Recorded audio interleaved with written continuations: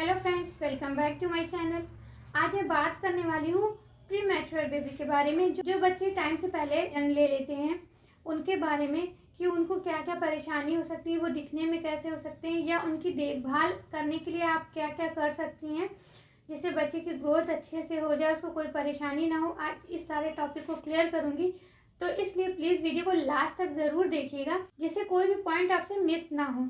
और चैनल पर नया है तो प्लीज़ सब्सक्राइब करके नोटिफिकेशन के ऑल पे क्लिक कर दीजिए जिससे मैं कोई वीडियो बनाऊँ तो आप तक ज़रूर पहुँचे। और मेरे दूसरे चैनल वुमेन सर्किट पे भी एक बार विजिट ज़रूर करिएगा, लिंक डिस्क्रिप्शन में है। तो अगर आपका बच्चा टाइम से पहले हो गया है तो हो सकता है उसकी स्किन बहुत ज़्यादा हल्की हो। जो नॉर्मल बेबी होते हैं, जो उन बच्चों से अगर आप कंपेयर करेंगे तो उन बच्चों की स्किन जैसी होती है उससे थोड़ी सी हल्की हो सकती है आपके बच्चे की स्किन। हो सकता है ट्रांसपेरेंट आपको लगे कि अंदर की चीज़ें आपको हल्की हल्की सी जो नस वगैरह होती है वो हो सकता है आपको हल्की हल्की नज़र आ सकती हैं, ऐसा हो सकता है। और ऐसे बच्चों का वेट भी नॉर्मल बच्चे से कम हो सकता है। और इन बच्चों में फैट की कमी ज़्यादा होती है, इस वजह से उनके अंदर गर्माहट की कमी भी हो सकती है, क्योंकि बॉडी में जो फैट होता है उसकी वजह से ही बॉडी में एनर्जी रहती है और गर्मी बनी रहती है। और बच्चों को गर्माहट की बहुत ज़्यादा ज़रूरत होती है, तो जब उनके अंदर फैट की कमी होती है तो उनके अंदर गर्माहट बनाए रखने के लिए भी आपको ज़्यादा ध्यान देना पड़ सकता है। तो ऐसे में आप ये कोशिश करें कि अपने बच्चे को अपने से लगा के रखें। आप जैसे लेट रही हैं तो उसको अपने ऊपर लेटा लें जिससे उसमें गर्माहट बनी रहे और उसको सर्दी वगैरह होने का खतरा भी इससे कम रहेगा और बच्चे को अच्छे से गर्माहट मिलती रहेगी। और अगर आपका बच्चा जो एक डॉक्टर ने डेट दी है उससे 1-2 हफ्ते पहले ही हो गया है तो उसमें तो इतना ज़्यादा फर्क नहीं होता है, वो बच्चे जल्दी नॉर्मल हो जाते हैं। लेकिन अगर 1-2 महीने, जैसे कि 7वें महीने में अगर डिलीवरी हो गई है या 8वें महीने में, तो इन बच्चों में ज़्यादा फर्क आप देख सकती हैं। और ये बच्चे बहुत ही ज़्यादा नाजुक होते हैं, बहुत ही ज़्यादा केयर की ज़रूरत होती है, क्योंकि ऐसे बच्चों का इम्यूनिटी सिस्टम बहुत ज़्यादा वीक होता है और उनको इन्फेक्शन लगने का खतरा बहुत ज़्यादा रहता है। तो इसलिए आपको बहुत ज़्यादा ध्यान देने की ज़रूरत है।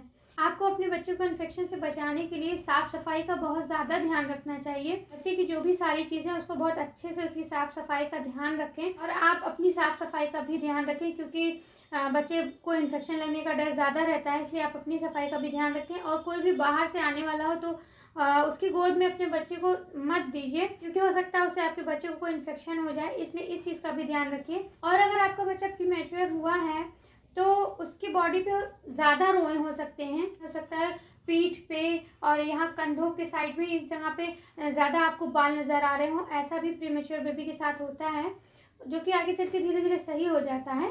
जो बच्चे टाइम से पहले हो जाते हैं, 7वें महीने में हो गए, इतनी जल्दी हो गए, उन बच्चों में वो बच्चे आँख भी बहुत कम खोलते हैं, लेकिन धीरे धीरे ये चीज़ सही हो जाती हैं। आपको भी अपने आप को मजबूत रखना है, बहुत ज़्यादा परेशान नहीं होना है, बस बच्चे की केयर अच्छे से करनी है। और ऐसे बच्चों को दूध पिलाने में भी परेशानी हो सकती है। बच्चे प्रीमेच्योर होते हैं तो उनका डेवलपमेंट इतने अच्छे से नहीं हुआ होता उस टाइम के हिसाब से, तो दूध पीने में भी ऐसे बच्चों को परेशानी होती है। कुछ दिन आपको इसमें ज़्यादा मेहनत करनी पड़ सकती है। जो बच्चे टाइम से पहले हो जाते हैं उनको ब्रेस्ट फीडिंग की ज़्यादा ज़रूरत होती है। पूरी कोशिश करिए कि आप बच्चे को ब्रेस्ट फीड ही कराइए, लेकिन कभी कभी हो सकता है उनको फीड करने में दिक्कत हो सकती है, बच्चे जल्दी सक नहीं कर पाते, तो ऐसे में आप पम्प की हेल्प से मिल्क निकाल के और उसको आप बॉटल से भी धीरे धीरे पिला सकती हैं। ऐसे बच्चों का जो निपल हो उसका छेद बिल्कुल भी बड़ा ज़्यादा नहीं होना चाहिए, जिससे एक बार में ही ज़्यादा दूध जाए और बच्चे को सांस लेने में दिक्कत हो, तो इस चीज़ का भी आपको ध्यान रखना है। और कुछ मामलों में ऐसा हो सकता है कि टाइम से पहले ही डिलीवरी हो गई है, अगर ब्रेस्ट मिल्क नहीं आ रहा है तो आपको डॉक्टर फार्मूला मिल्क सजेस्ट करेंगे, जो सा वो सजेस्ट करते हैं, जो सा फार्मूला मिल्क वो आप ले सकती हैं और उसको अपने बच्चे को पिलाइए। बस इस चीज़ का ध्यान रखिएगा कि निपल का छेद बहुत ज़्यादा बड़ा ना हो, और जब भी आप फीड करा रही हो तो इस चीज़ का भी ध्यान रखिएगा कि बच्चे को सांस लेने में कोई परेशानी ना हो रही हो। और उसकी बॉटल की सफाई का भी बहुत ज़्यादा ध्यान रखिएगा कि बच्चे को बिल्कुल भी इन्फेक्शन ना होने पाए। और इस चीज़ का भी ध्यान रखिएगा, एक टाइम टेबल बना लीजिएगा, आपको अपने बच्चे को इतने इतने टाइम पे दूध देना ही देना है, उसमें बिल्कुल भी ज़्यादा गैप नहीं करना है। जो भी टाइम आपके डॉक्टर आपको बताएं उस तरह से आप कर लीजिएगा। बच्चे को बिल्कुल भी भूखा मत रखिएगा, वो हाइड्रेट रहे हमेशा, उसको डिहाइड्रेशन बिल्कुल भी ना होने पाए। और जो प्रीमैच्योर बेबी होते हैं वो एक नॉर्मल बेबी से उनकी ग्रोथ कुछ धीमी होती है, कुछ चीज़ें वो स्लो करेंगे, तो ऐसे में आपको अपने बच्चे की हर चीज़ पे ध्यान रखना है और डॉक्टर के संपर्क में ही आपको रहना है। डॉक्टर की सलाह आपको बीच बीच में लेते रहनी है। अभी बच्चे की ग्रोथ हो रही है उससे आपको अपने डॉक्टर से भी बार बार डिस्कस करते रहना है कि आपके बच्चे को कोई परेशानी ना होने पाए। और बच्चे की नींद का भी आप बहुत ज़्यादा ध्यान रखें।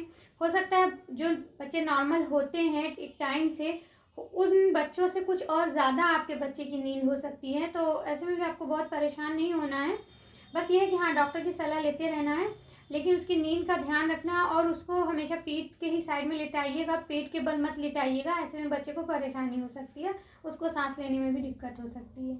और ऐसे बच्चों की मसाज के बारे में मैं ये कहना चाहूँगी कि बच्चे की मसाज वैसे भी नॉर्मल जब टाइम से बच्चे होते हैं उस टाइम में भी शुरुआत में बच्चों की सिर्फ ऑयलिंग करने को ही बोला जाता है, बिल्कुल भी उनकी स्किन को रगड़ना नहीं होता है। धीरे धीरे आप थोड़ा सा जोर लगा सकती हैं, लेकिन ऐसे बच्चों को आप कुछ महीनों तक सिर्फ उनकी ऑयलिंग करके छोड़ दीजिए। बिल्कुल भी उनके स्किन को रगड़ना नहीं है आपको, वरना बच्चा बहुत नाजुक होता है, उसको कोई दिक्कत भी हो सकती है। तो उसके मसाज करते टाइम आप इस चीज़ का भी ज़रूर ध्यान रखिए। और ऐसे बच्चों के लिए आप डॉक्टर से पूछ के ही जो ऑयल बताएं उस ऑयल का आप यूज़ कर सकती हैं। और प्रीमेच्योर जो बच्चे होते हैं, तो जैसे कि 6 मंथ होने के बाद बच्चों को सॉलिड फूड देना शुरू किया जाता है, लेकिन ऐसे बच्चों को हो सकता है एक्स्ट्रा और 1-2 महीना लग जाए जब वो सॉलिड फूड लेना शुरू कर पाएँ, क्योंकि हो सकता है उनको निगलने में दिक्कत हो सकती है, क्योंकि वो प्रीमेच्योर हुए हैं, उनकी ग्रोथ थोड़ा कम हो सकती है। तो हो सकता है कि जब वो 6 महीने का हो उस टाइम पे भी वो सॉलिड फूड ना ले पाए, तो ऐसे में आप 1-2 महीना और वेट कर सकती हैं, तब अपने बच्चे को सॉलिड फूड देना स्टार्ट कर सकती हैं। इस चीज़ का भी आप ध्यान रखें। और ऐसे बच्चों को जब तक कि वो पूरी तरह से मजबूत ना हो जाए तो बहुत ज़्यादा बाहर लेके भी मत जाइए, क्योंकि ऐसे बच्चों को इन्फेक्शन जल्दी लगता है और बाहर का माहौल भी बहुत ही ज़्यादा पॉल्यूशन वाला है। तो ऐसे में आप ये भी ध्यान रखें कि बच्चों को बिला वजह बार बार बाहर लेकर घूमने न जाएं। और एक चीज़ का आप और ध्यान रखें कि बच्चे को जो भी बच्चे का टीकाकरण होता है, तो सारे टीके आप टाइम टू टाइम लगवाती रहें, उसमें बिल्कुल भी आप कोताही ना करें। जो भी टीके हैं वो आप सब टाइम टू टाइम अपने बच्चे को ज़रूर लगवाएं, जिससे बच्चे को कोई भी इन्फेक्शन का खतरा ना रहे। और जो लोग स्मोकिंग करते हों या बहुत ज़्यादा बाहर से आते जाते हों, ऐसे लोगों से भी अपने बच्चे को हो सके तो आप दूर ही रखें। आई होप कि आपके सारे डाउट क्लियर हो गए होंगे। अगर आपका बच्चा डिलीवरी डेट से 1-2 हफ्ते पहले हुआ है तो उसमें ज़्यादा परेशान नहीं होना है। वो बच्चे बहुत जल्दी नॉर्मल हो जाते हैं, उनकी ग्रोथ भी लगभग नॉर्मल बच्चों जैसी ही होती है। जो बच्चे टाइम से 1 या 2 महीने पहले हो जाते हैं उनकी केयर ज़्यादा करनी पड़ती है। उनकी ग्रोथ काफ़ी धीमी हो सकती है। उनके साथ ऐसा भी हो सकता है कि उनकी बॉडी पार्ट्स में कुछ कमी हो जो बहुत धीरे धीरे डेवलप हो, उनमें थोड़ा दिक्कत हो सकती है। लेकिन अगर 1-2 हफ्ते पहले आपका बच्चा हो गया है तो उसमें कोई ज़्यादा दिक्कत नहीं होती है। बस बच्चे का अच्छे से ध्यान रखिए तो आपके बच्चे की ग्रोथ अच्छे से हो जाएगी।